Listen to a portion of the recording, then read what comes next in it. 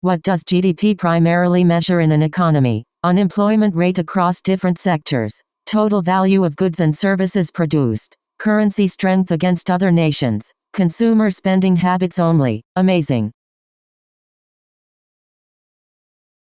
When inflation comes in higher than expected, how does this typically affect a country's currency in the short term? Remains unchanged regardless of the reading. Weakens as economic stability decreases. Strengthens as higher interest rates become likely. Falls sharply then quickly rebounds. Amazing.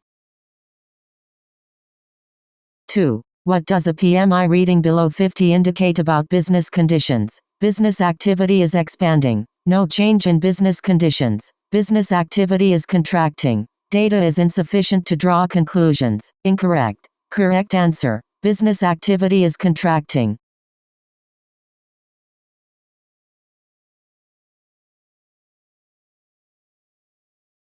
What is the main difference between CPI and PPI? CPI is less important to traders than PPI. CPI includes services. PPI excludes services. CPI is released monthly. PPI quarterly. CPI measures consumer prices. PPI measures producer prices.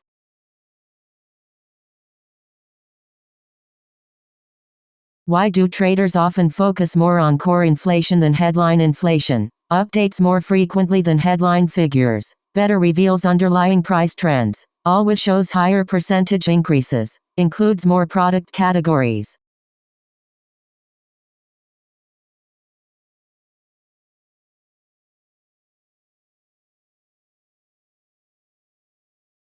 Two. What typically causes a country's trade deficit to shrink when exports remain flat? Declining imports suggesting domestic weakness. Improving export quality boosting prices. Reduced trade barriers with partner nations. Currency strengthening against trading partners. 3. How do markets typically react to strong PMI readings? Have no predictable effect on markets. Reduce volatility across all asset classes. Weaken currency and strengthen bonds. Strengthen currency and stocks. Pressure bonds. Amazing. 4. What makes U.S. non-farm payrolls, NFP, significant for global markets? Never causes significant market volatility. Only released once yearly. Only matters for U.S. domestic traders. Affects not just USD but global assets.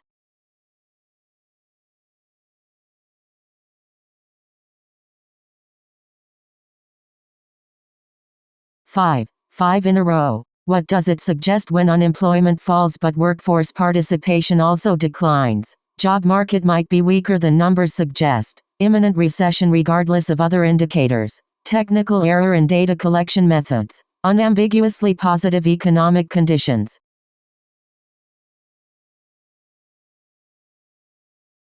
6. Which type of inflation do investors typically view more favorably? Neither type is relevant to investment decisions. Supply driven from resource shortages. Demand driven from economic growth. Both types are viewed identically. Amazing. Quiz completed. Reward. Correct answers. $4,500. 9/10.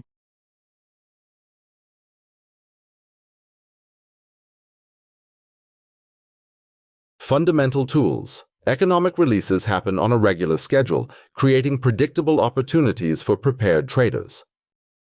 To track scheduled economic events and indicators, traders use economic calendars. These essential online tools show upcoming market-moving events across all countries and markets in one organized view. The most important part of using an economic calendar is knowing how the data compares to expectations. Yes, you're right. It's not just when the data comes out, but whether it surprises the market. What information do economic calendars provide? They typically show the date, time, event name, affected country currency, previous result, forecast, and importance level for each upcoming release. Knowledge check. Economic calendar components. Match each economic calendar component with its purpose for traders.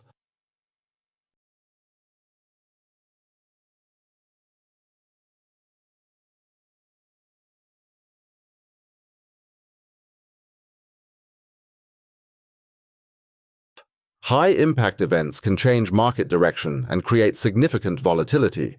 Medium-impact news can create temporary volatility and short-term opportunities. These might cause market reactions, but rarely change established trends or create lasting momentum. Low-impact releases usually cause little to no price reaction and offer limited trading value. Medium-impact events. High-impact events. High-impact. Importance level indicate. Knowledge check. Economic calendar components. Match each economic calendar component with its purpose for traders.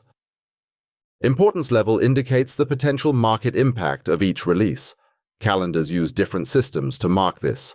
Stars, 1, 3, colors, green, yellow, red, or explicit labels, low, medium, high.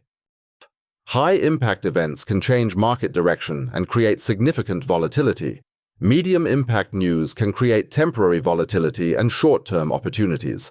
These might cause market reactions, but rarely change established trends or create lasting momentum. Low-impact releases usually cause little to no price reaction and offer limited trading value.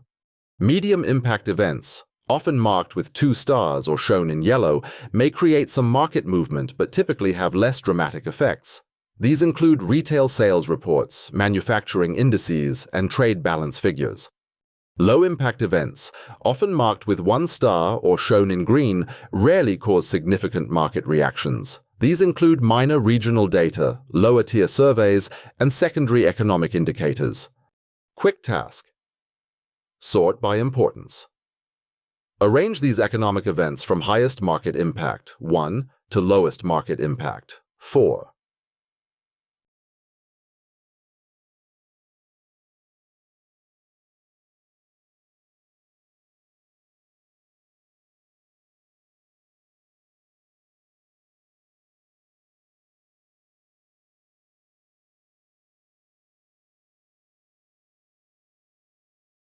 Economic calendars also display the actual result once data is released. This field remains empty until the official announcement, then updates with the real figure, often color-coded to show if it beat, met, or missed expectations. Inflation was expected to fall by 0.3%, but the actual report showed a rise of 0.2%. What does this change in sign imply? Prices fell less than expected. Prices rose instead of falling. Inflation met expectations.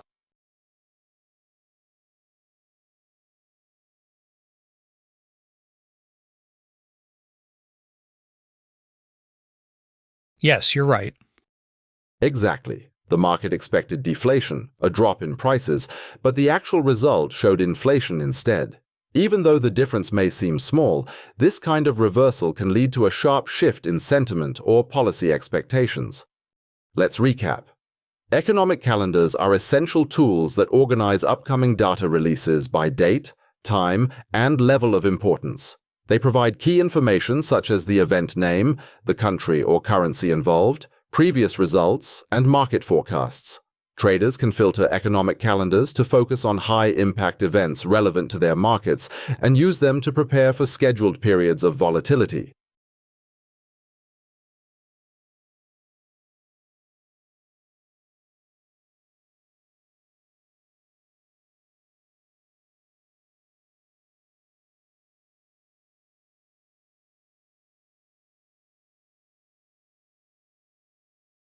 From analysis to action, we've learned to understand economic calendars.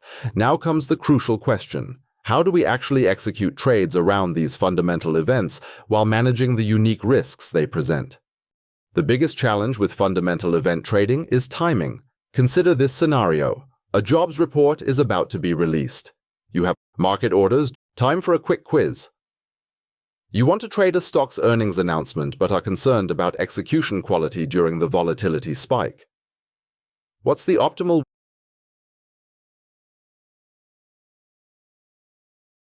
From analysis to action, we've learned to understand economic calendars. Now comes the crucial question: how do we actually execute trades around these fundamental events while managing the unique risks they present?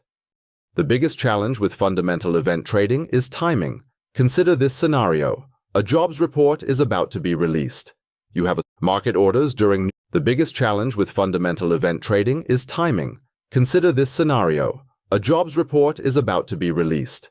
You have a strong view on its potential outcome and market impact. But using a market order at the exact moment of release is extremely risky. Market orders during news releases often result in poor execution prices due to widening spreads and price gaps. Many traders address this execution challenge by using pending orders placed at technical levels before the news release. These orders allow traders to specify exact entry prices and avoid making split-second decisions during maximum volatility. Time for a quick quiz. You want to trade a stock's earnings announcement but are concerned about execution quality during the volatility spike. What's the optimal way to address this problem? Place pending orders at key levels before the release. Place multiple small market orders. Use market orders the moment headlines appear. Call your broker during the announcement.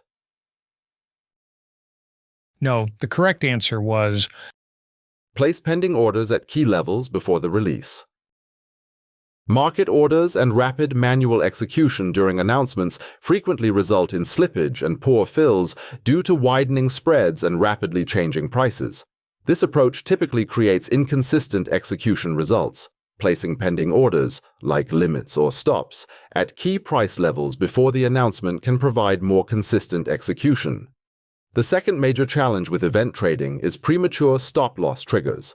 Normal volatility expands dramatically during fundamental events. A stop-loss that works perfectly during regular trading has a greater chance of being triggered by normal announcement volatility rather than a true trend reversal. For example, when crude oil inventory reports are released, price typically moves 2–3% within minutes, often in both directions before establishing a trend. A standard 1% stop loss virtually guarantees being stopped out, even if your directional view proves correct. You are trading gold during an inflation report that typically causes 2% price swings within minutes. Your normal stop loss is 0.7%. What adjustment would best help you avoid premature stop triggers? Use no stop loss at all. Keep your standard, 0.7%. Stop, widen your stop to at least 2–3%. Move your stop closer to entry. No, the correct answer was Widen your stop to at least 2 or 3%. A stop loss set at 0.7% or moved even closer is too tight for an event that regularly causes 2% swings. You're likely to get stopped out before the move even plays out. Removing the stop entirely avoids that problem but leaves you exposed to unlimited loss. To stay protected while allowing room for the price to move, you need a stop that reflects expected volatility. Alternatively, you could stay out of the market until after the initial volatility, then look to enter once price action stabilizes. However, wider stops present a new consideration: managing risk with wider stops. You normally trade with a 1% stop and a position size of $9,000, risking $90 per trade. A key event now requires a 3% stop to avoid market noise. What position size would keep your risk per trade at $90? $9,000, $3,000, $1,000, $6,000.